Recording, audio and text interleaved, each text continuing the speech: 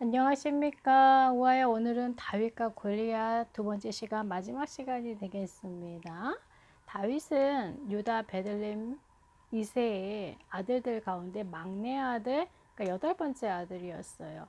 자, 이때 이스라엘은 너무나 창피한 상황 속에 있었는데 다름 아니라 블레셋 사람들이 골리앗이라고 하는 그 싸움을 도두는 자를 앞세워서 40일 밤낮을 계속 이스라엘 군대를 향해서 모욕을 하고 있었지요.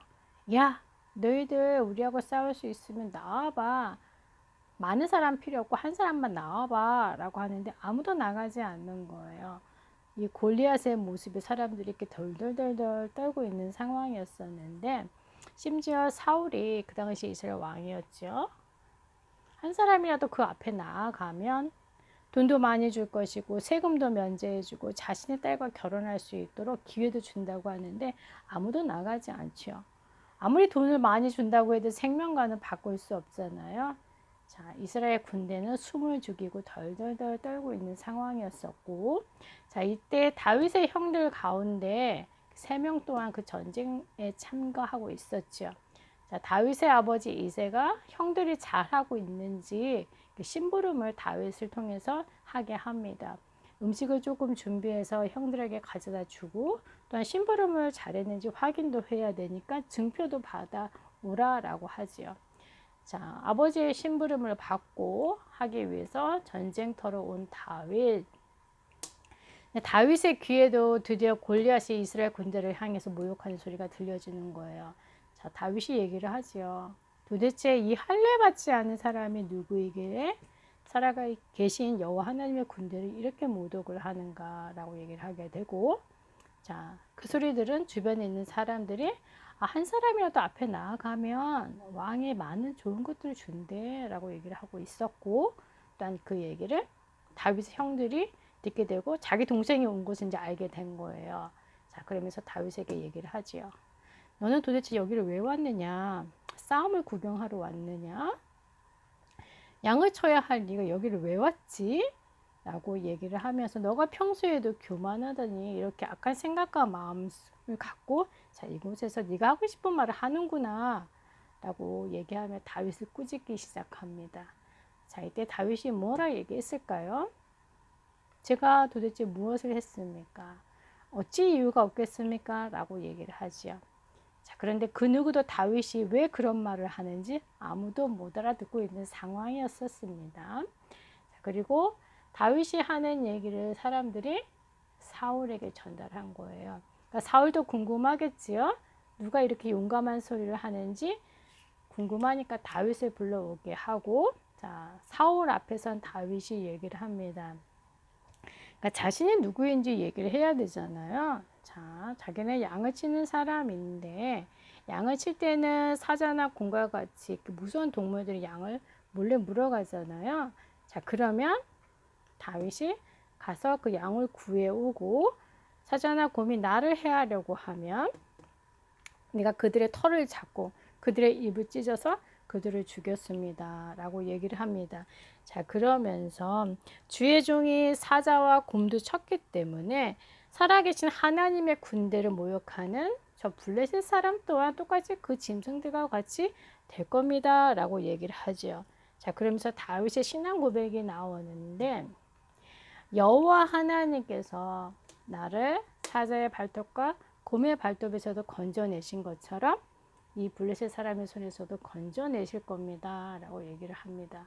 자, 이 정도 얘기를 사울이 들으니까 사울도 더 이상 말릴 수는 없지요. 자, 그러면서 그래, 여호와 하나님께서 너와 함께 하실 테니까 네가 한번 나가봐 라고 얘기를 하게 되고, 그냥 보낼 수는 없잖아요. 자, 그래서 자신이 갖고 있는 갑옷도 입혀보고 초고도 써보게 하는데 너무나 불편한 거예요. 하나도 맞지 않지요. 다윗은 청소년이었으니까요.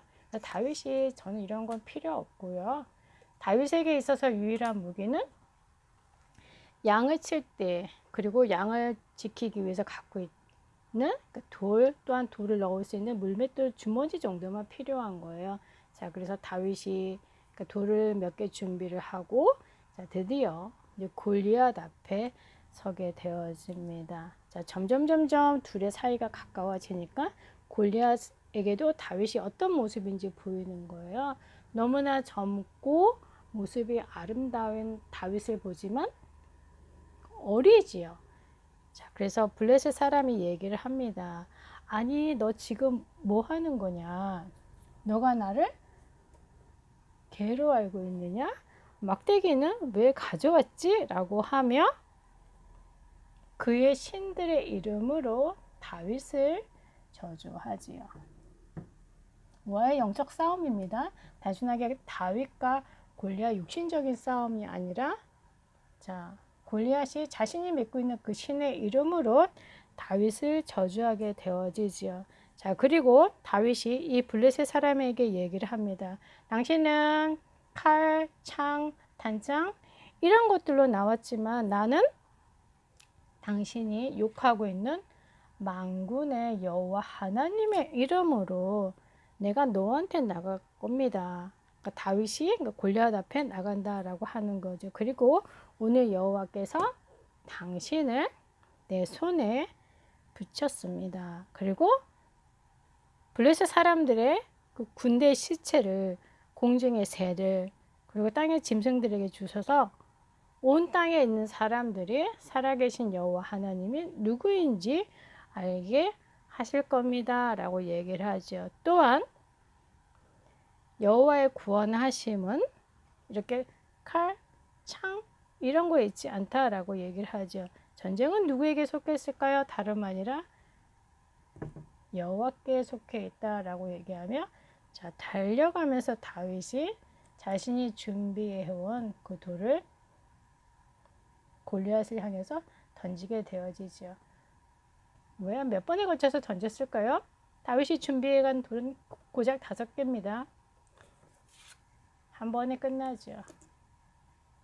왜냐하면 만군의 여호와 하나님의 이름으로 그리고 그곳에 그 이름을 선포하는 그곳에 하나님의 역사하십니다. 자, 다윗이 던진 돌에 맞은 골리앗은 그것으로 끝난 거예요. 자, 그리고 다윗에게는 칼이 없잖아요.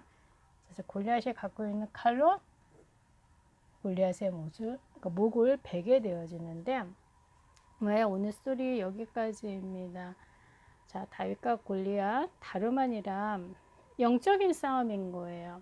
우리가 많은 일들이 있을 때 왜 걱정을 할까요? 문제가 이렇게 크게 보이죠. 그런데 다윗은 어찌 이유가 없겠습니까? 라고 얘기를 합니다. 분명히 전쟁은 하나님께 속해 있고 많은 사람들이 자신들이 믿고 있는 신의 이름으로 그 영적인 배경을 가지고 다가오지만 만군의 여호와 하나님의 이름으로 그 모든 것들을 승리할 수 있도록 하나님이 다윗을 사용해서 우리에게 참된 승리가 무엇인지 보여주신 거죠. 그리고 다윗이 하고 있는 평상시의 기술, 돌 던지는 기술, 우리가 일상적으로 하고 있는 그것들을 통해서 문제를 넘어가고 문제에 승리할 수 있는 그 비밀을 알게 하시는 건데요. 자, 그래서 이번 주 우화가 한 가지만 하시면 됩니다. 만군의 여호와 하나님의 이름 순간순간 불러보시고요. 다윗이 특별하게 전쟁 준비를 한 것이 아니잖아요. 그러니까 평상시에 자신이 하고 있는 그 내용을 가지고 승리한 거죠. 그렇기 때문에 오늘이라고 하루는 너무나 중요한 겁니다. 그 모든 것들이 의미가 있지요. 자, 그곳에 그리스도가 주인 되는 축복 꼭 누리시기 바랍니다. 와야 다음 주에 만나겠습니다.